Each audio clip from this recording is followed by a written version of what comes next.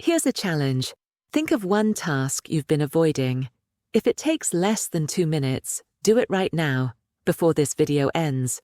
That's the power of the 2-minute rule, and it might just be the cure to your procrastination.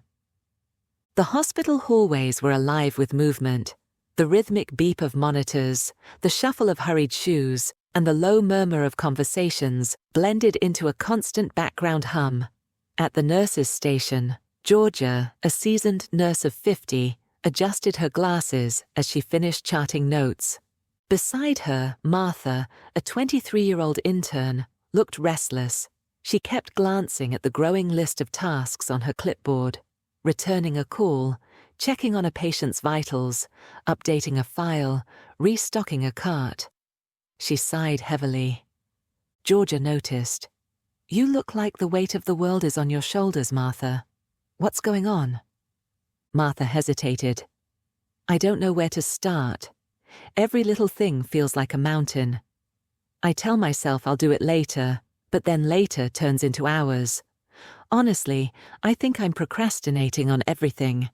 Georgia smiled knowingly. She had seen this pattern in young nurses, interns, and even herself years ago. "Let me share something that changed the way I work, and even the way I live. It's called the 2-minute rule." A story about time. Georgia leaned back in her chair, folding her arms. "When I was about your age, I was exactly like you. I'd push off small tasks until they became overwhelming. I'd leave forms unsigned, put off quick patient check-ins, even avoid making simple phone calls. By the end of the shift, I was drowning in work I could have finished in minutes." One night, after a particularly exhausting shift, my mentor pulled me aside. She said, "Georgia, if something takes less than 2 minutes, just do it immediately. Don't think. Don't wait. Just act." At first, I thought it was too simple to matter, but then I tried it. She leaned in closer, and Martha, it changed everything. Teaching through example. Martha frowned slightly, curious. 2 minutes. That doesn't seem like it would make a difference. Georgia chuckled. "Let me show you. That call you need to return. It takes less than 2 minutes. Updating one patient file. Less than 2 minutes. Restocking gloves. Less than 2 minutes. These little tasks pile up like dust, and if you don't sweep them away, they become a storm." She pointed to Martha's clipboard. "Pick one right now. Something small." Martha scanned her list and hesitated. "Okay. I need to call Mrs. Rivera's family to let them know she's ready for discharge." Georgia nodded. "Perfect. Do it now. Don't think about it. Don't overanalyze. Just start." With a deep breath, Martha dialed the number. 90 seconds later, she hung up. Her face lit up with surprise. "That was so fast. I've been staring at that task for an hour."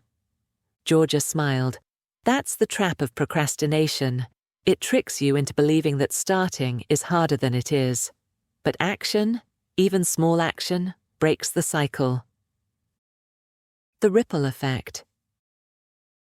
Georgia continued, her voice calm but firm. "The 2-minute rule isn't just about finishing little tasks, it's about momentum.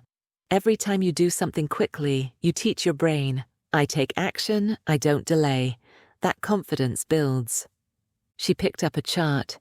"And sometimes the 2-minute rule is just the doorway. Maybe you start by telling yourself, I'll work on this report for 2 minutes. Often, once you begin, you'll keep going for 10, 20, 30 minutes. The hardest part is just starting." Martha leaned on the desk, thinking. "So it's not really about finishing everything in 2 minutes. It's about breaking the resistance?" "Exactly," Georgia said. "Overcoming procrastination isn't about sudden willpower. It's about small wins. Each 2-minute action is a victory. Enough victories, and you build a habit." A lesson for life. Georgia glanced at Martha, who was nodding thoughtfully. "You're young, Martha. You have a whole career and life ahead of you.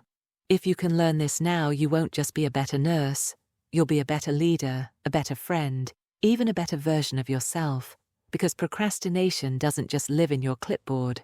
It creeps into relationships, health, goals, and dreams. Martha's eyes softened. I never thought about it like that. I always assumed procrastination meant I was lazy.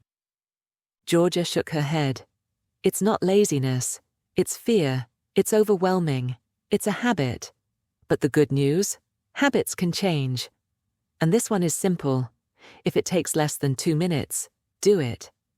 If it takes more, at least start for 2 minutes. You'll surprise yourself with what you can accomplish. The takeaway.